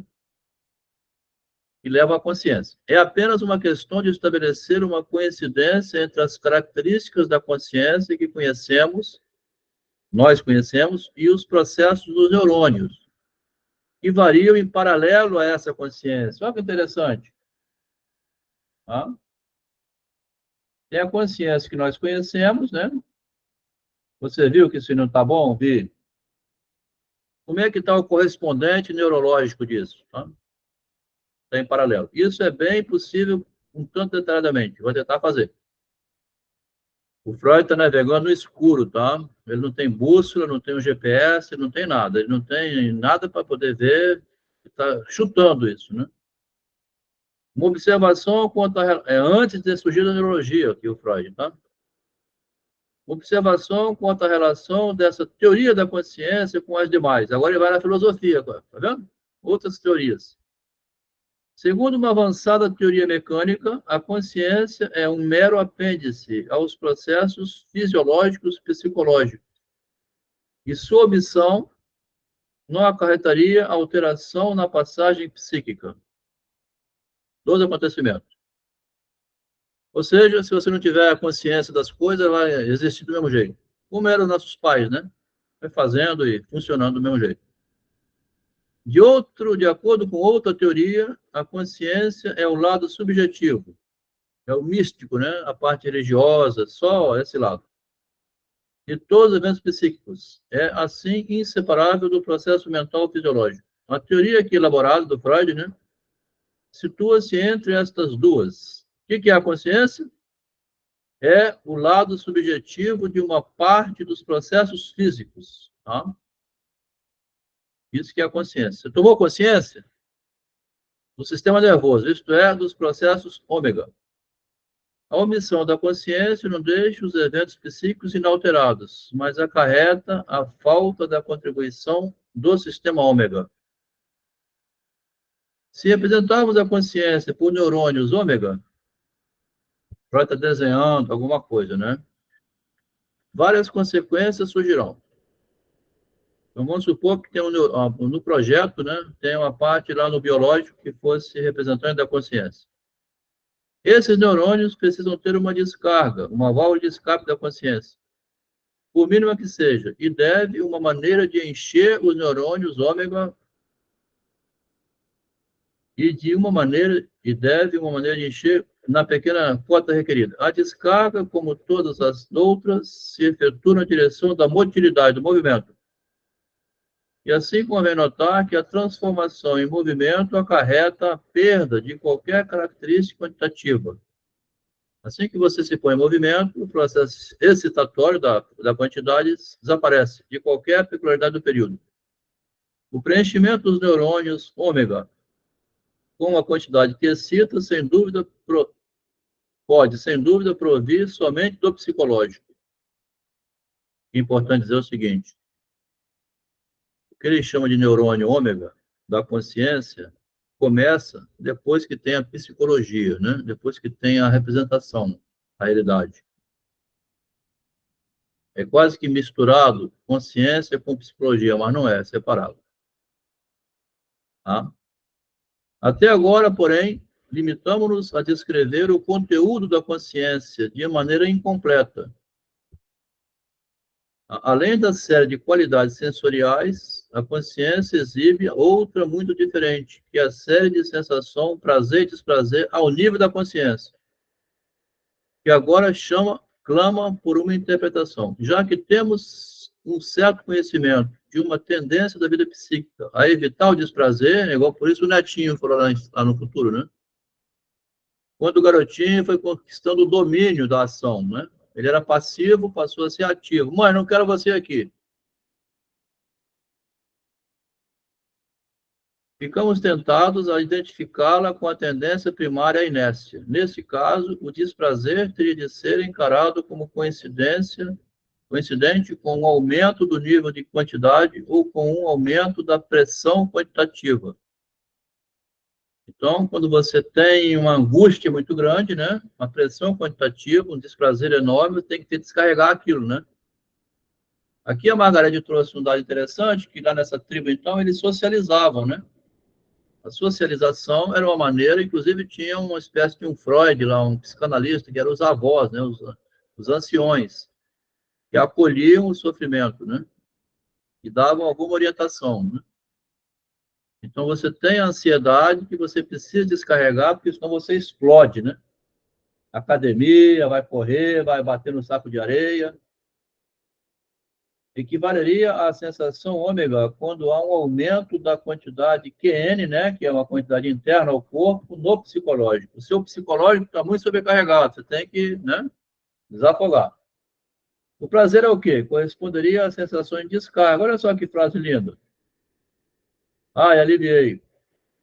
Uma vez que se supõe que o ômega, né, a consciência biológica, né, que está carregado de estresse, né, você está muito estressado, deve ser preenchido a partir do psicológico, né, é o psicológico que sobrecarrega a consciência.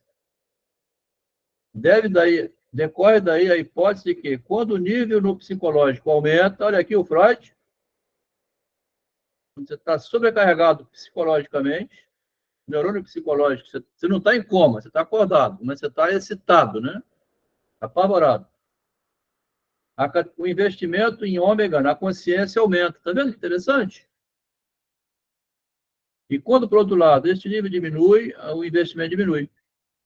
Então, você está muito agitado, né? Está precisando do crack, tá? Pede dinheiro na porta da padaria, pede, daí a pouco você toma aquela dose e cai morto lá, dorme até meio-dia no sol, né? É o drogadito, né? O prazer e o desprazer seriam as sensações correspondentes ao próprio investimento em ômega, a consciência, né? Ao seu próprio nível. E aqui, ômega e psi funcionariam, por assim dizer, como vasos comunicantes. Olha que interessante. Vasos comunicantes comunicando o psicológico com a consciência, né? Desse modo, também chegariam à consciência os processos quantitativos em psi, mas mais uma vez, como qualidades. Aqui um relato que vai interessar muita gente quando quer atravessar o Rubicon. Presta atenção aqui, tá? A quantidade psicológica e a quantidade moral no momento da travessia do Rubicon, tá? Uma quantidade psicológica, né? Um estresse interno, né? É agora eu vou ou não vou? Quando o Júlio César resolveu atravessar o Rubicon. E tem um ato moral aqui, né? Que é assim, não era legal de passar o Rubicon porque uma lei, né, dizia que do outro lado tinha o imperador, que estava combinado que essa ponte você não passa, né? Não precisa ficar exército nenhum aqui, não precisa, nem vigilância, está combinado, moralmente. Mas o estresse interno em Júlio César é assim, eu quero ser imperador, aumentar o império de Roma, para a Gália, né? Lá da França. Aqui vai um relato clínico, né? Vamos pegar um relato clínico aqui da paciente, ó.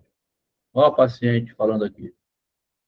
A mesma coisa que fiz quando morri de medo de que, quando você visse meu peito, um diferente do outro, um mais caído, você não me quisesse, não gostasse mais de mim. Quando eu suspeitei que meu medo era esse, medo psicológico, né? Fantasiou na mente. E o perigo seria este, de te perder por causa de ter um peitinho diferente do outro, cerrei os dentes, botei a mão na blusa e botei os peitos para fora. É agora ou nunca? Olha o Rubicão. Ou gosta com meus peitos caídos ou não gosta e sai correndo. O que o namorado fez? Correu para cima dela, né? Estava peladinha já. Lembrando disto, estava aqui rindo. Parece tão infantil aquela ideia. Você ficou sem entender nada. Entendeu tudo, né? Ela quer que eu agarro ela. Mas ela fingia que não. Você conversando comigo e eu, de repente, levanto a blusa e mostro os peitos. Que loucura! Então, tem um ato moral aqui, né? Da nudez, vinculado a uma tensão interna psicológica de eu quero conquistar esse homem, eu quero, né? Sei lá o quê. O que importa aqui é, a gente não vai ler isso com julgamento moral, não. Nós estamos lendo com o projeto do Freud. Como que a consciência do que você vai fazer te perturba, tá? É o id, né? O id querendo avançar as fronteiras e o eu ou impede ou permite. Tá?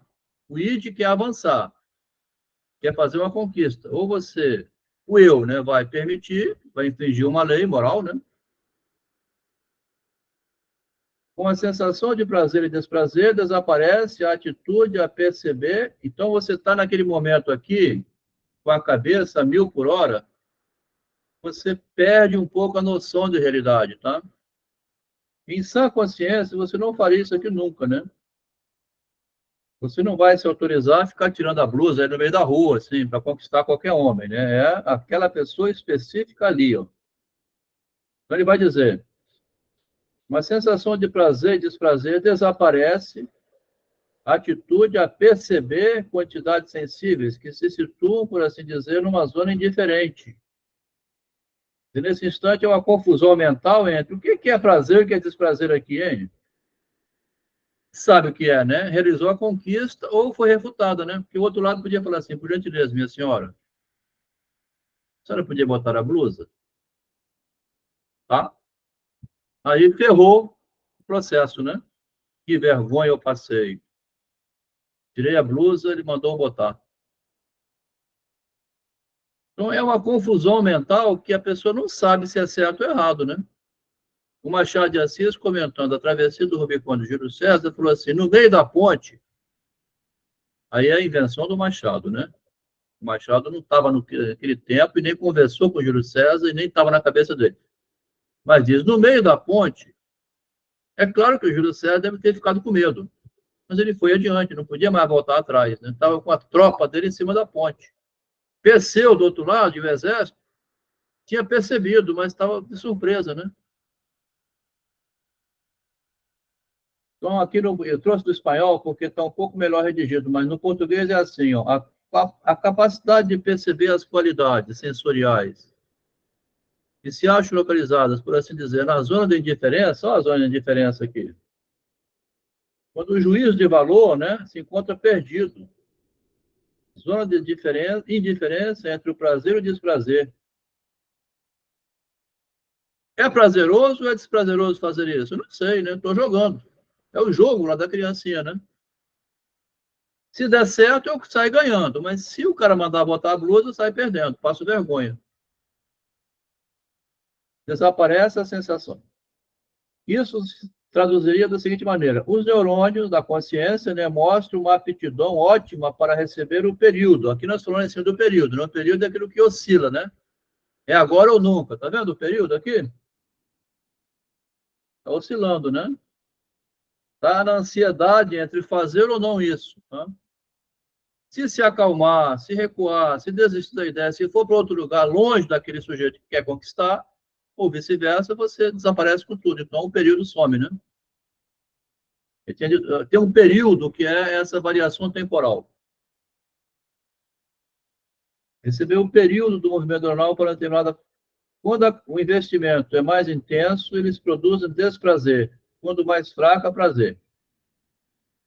Até que, devido à falta de catexia, sua capacidade receptiva se extingue. A forma de movimento correspondente teria que ser construída com base em dados como esses. Aqui nós lemos o Fordar, né?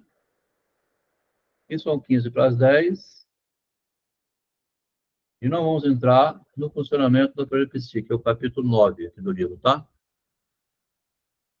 Vamos ficar por aqui hoje, 15 para as 10. É um pouco cansativo para quem está chegando hoje, né? Quem é velho de carga aqui, como o Ricardo Agiles, desde 2017, a Maria, antiga também. Está acostumado a sofrer essa leitura, né? O Adriano, né? O Lucas. A Elisângela já não é tão antiga, né? Tão nova mais, né? Quem entrou de novato hoje, quem está mais jovem aqui é o Pedro, né? Já tem uns 2 meses que acompanha. E tem também o João Luiz e a Cris Clesar. Cris Clesar e João Luiz hoje são novatos, né? Não sei o que acharam da primeira vez que participaram. É um estudo denso, né, Cris? A gente, no final disso, pretende produzir um livro sobre o surgimento do autismo, né? Como é que você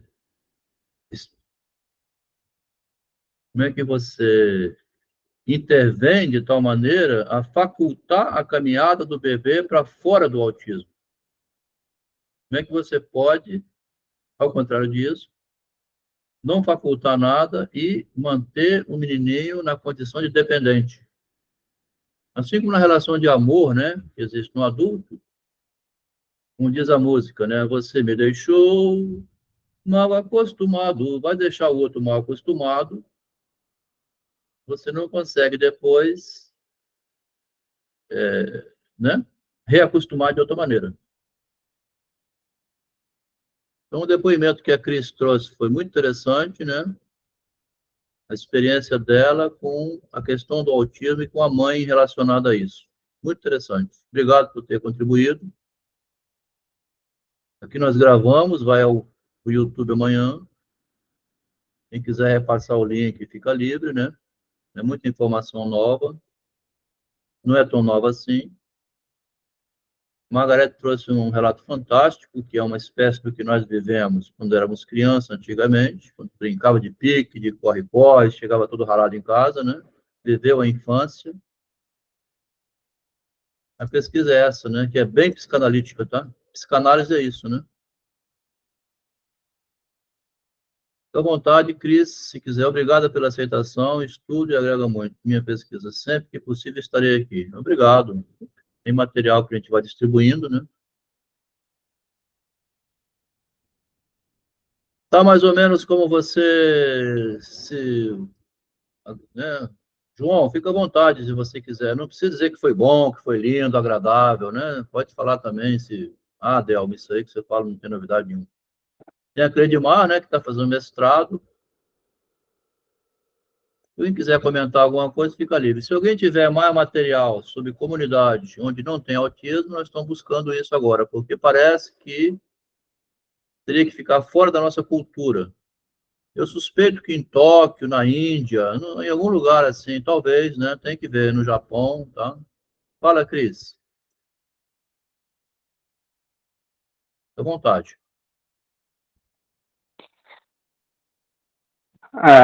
Adelma, eu não sei se o nosso querido amigo Cristóvão está ouvindo, mas as comunidades que ele passou, eu gostaria de saber como é que é isso também, pedir a benção dele, né? Porque o Cristóvão estar aqui, eu não pedi a benção dele, eu não me sinto privilegiado na semana.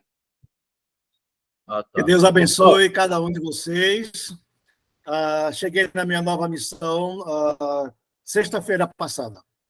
Ainda estou no processo de aterrissagem. Eu saí da capital, Georgetown. Estou agora na área indígena, na fronteira com o Brasil. Que Deus abençoe cada um de Cristóvão, vocês. E toda a sua família. Uma pergunta, Cristóvão. Oi. Uma pergunta. Onde você está agora, Sim. nessa comunidade, tem criança autista? Onde você está agora, chegando? Ainda não vi. Lá em Ainda não Georgetown, vi. tinha muito ou não tinha nenhuma? Ou tinha algum caso? Tem Tem bastante. bastante? Tem bastante. Sim. Adultos, crianças, autismo em diferentes níveis. Interessante. O padre Cristóvão, Cris, o padre Cristóvão mora na Guiânia, já morou na Colômbia, morou nos Estados Unidos, agora mora na Guiânia, e agora foi para uma comunidade indígena, onde tem energia elétrica, né? Mas lá parece que... Aí onde você está, Cristóvão? Como é que está essa parte assim, Aqui na minha eletrônica? casa tem energia elétrica, sim. Agora, nas comunidades mais dentro, tem painel solar, dado pelo governo. Cada casa tem um painel solar que a energia vai até 9, 8h30, 9 horas para isso. Mas aí o pessoal já está dormindo. Eles dormem cedo e acordam cedo. Ah, É. quer dizer, com o Cristóvão, a gente vai ter acesso, então, a algumas informações sobre essas culturas que parece que são um pouco mais primitivas em termos de tecnologia, tá? O que a Margarete leu no livro, a gente vai ver relato vindo da realidade, tá? Melhor que no livro, né? Porque no livro a gente sempre pode desconfiar de alguma coisa, mas o relato do Cristóvão vindo da realidade, tá? Sim. Tá O vendo? autismo vem muito com força. Eu tenho sobrinhos nível hard que conseguem interagir em colégios, não sentem falta da mãe. Claro, quando vê a mãe é uma alegria, mas não é aquela loucura. Mas nunca podem estar desamparados. O problema mesmo é os adultos. Sobretudo os pais, que não é o caso do meu sobrinho. E, sobretudo, também alguns professores que têm um certo preconceito. Inclusive, teve que trocar o menino de colégio umas 3 vezes. Isso aí. Então, vamos caminhar para o encerramento, né? Os colegas que tiverem interesse em fazer algum comentário, fica livre. Obrigado, Maria. Tem muito comentário no chat, né? Fala. Adelmon, boa noite novamente. É só para poder sinalizar, tá? Meu agradecimento aí pelo convite, eu achei interessante. Agora, como você mencionou, né, eu acho que você acertou no ponto de que, realmente, para quem não está acostumado, fica mais pesado, né? Porque eu realmente venho de uma certa rotina e, normalmente, meus estudos, eu, assim, não ultrapasso 1h30, né? Mas, de qualquer modo, eu acho que é interessante dar continuidade. Penso que seria interessante entrar no grupo, né? Você lançou lá o convite para poder entrar no grupo. Eu acho interessante, sim, para poder acompanhar a discussão e também, de repente, começar a construir algum conhecimento sobre isso, porque meu conhecimento em termos de autismo é muito limitado. Então, minha clínica é muito mais com adultos e adultos neuróticos, né?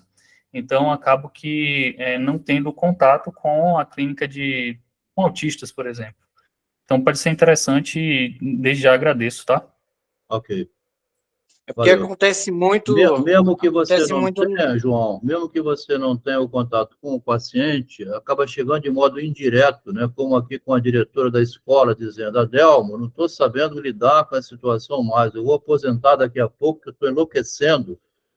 E na minha escola aqui, que são várias salas, em cada sala tem 5, 6 crianças que não sabem a linguagem. Não aprendem nada, não retêm nada, não têm memória, não se comunicam e não falam.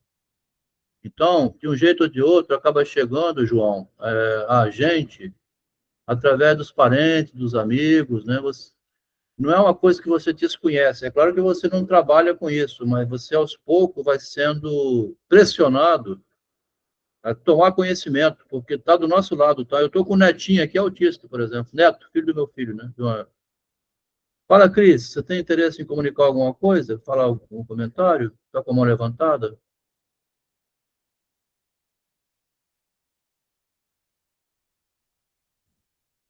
Talvez Enquanto ela não fala, eu vou me despedir com uma fala. porque normalmente a gente se concentra no texto e quando tem essas questões mais humanistas, aí as pessoas se manifestam com experiências próprias. É normal. É isso. Fui. Aí, Não, acho que a mãozinha ficou levantada, não consegui baixar ali.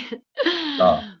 Mas gostei bastante, eu agradeço, deixei o agradecimento ali, mas agradeço. A questão do autismo é um debate que rende muitas conversas, né? Então, sempre que possível eu puder agregar aí, estarei presente. Então, é só me agradecer mesmo aí. E fazer o convite aberto aí a todos, eu e o Eduardo, vamos falar também sobre isso na live. Tá bom? Muito obrigada. É o que eu vi escrito aqui, tá? Depois você manda o convite para a gente distribuir. Obrigado, Eduardo, pelo convite para entrar no grupo. Não, você escreveu aqui? Acho que algum. Obrigado pela. Isso tudo é. Depois você põe aqui, através do Eduardo, a gente repassa, tá? Vou repassar. Você manda o convite pelo Eduardo e a gente repassa. Certo. Boa noite a todos. Obrigado, valeu. Boa noite. Eu vi aqui, olha, só para a gente, a etimologia da palavra autismo, né, no Google, tá? Que vem do grego autos, que significa si mesmo, que traduz uma condição do ser humano. Assim, o autismo é um estado onde o indivíduo vive para si mesmo, ou seja, uma condição onde o mesmo está imerso em si próprio. Então, a palavra doença cabe nessa condição humana, né? Então, assim, cabe a palavra doença ou é um jeito de ser? Porque, tanto na questão da estrutura neurótica, quanto na estrutura psicótica, quanto na estrutura perversa, e agora com essa, talvez, bota bastante aspas, tá? Nessa estrutura, né, do autismo, cabe a palavra doença e se o grau, porque tudo tem que ter o grau do sintoma, né? Tem grau no sintoma neurótico, tem grau no sintoma psicótico, tem grau no sintoma perverso e tem o grau do sintoma do autismo, né? Então, cabe a palavra, porque eu estou falando isso, gente, porque a psicanálise, ela não lida com, né, o olhar não é como doença, e sim uma condição do sujeito, um jeito de ser. Então, o neurótico, muito neurotizado, né, ele vai desenvolver um sintoma que ainda não vemos como uma questão patológica, né? Patologia, ela vai vir aí, ela vem dentro de uma questão do sintoma, o sintoma muito grave. Aí o sujeito vem para o consultório, né? Então, será que cabe, então, né, a palavra doença? Eu deixo esse questionamento para a semana, para a gente refletir, tá bom? Ótimo. Depois eu queria pedir sobre o hiperativismo, que é tipo eu. Chamam LH. Esqueci a sigla. Tem uma sigla. LTD. Tá bom, então. Hoje nós vamos dar por encerrado aqui, Rodrigo. Boa noite, Rodrigo. Obrigado por ter vindo. Obrigado, bora. Boa noite a todos. Obrigado a todos. Obrigado. Boa noite. Obrigado. Uma abençoada semana para todos. Obrigado. Valeu. Para todos nós. Obrigado, Cristóvão. Valeu, João. Boa noite, pessoal. Boa noite. Boa noite, Cris. Boa noite, Pedro. Vamos desligar, sair do ar, né? Melhoras, Leila. Melhoras para a sua gripe. Obrigado, Margarete. João. Boa noite, João. Encerrada aqui a gravação. Parar a gravação, né?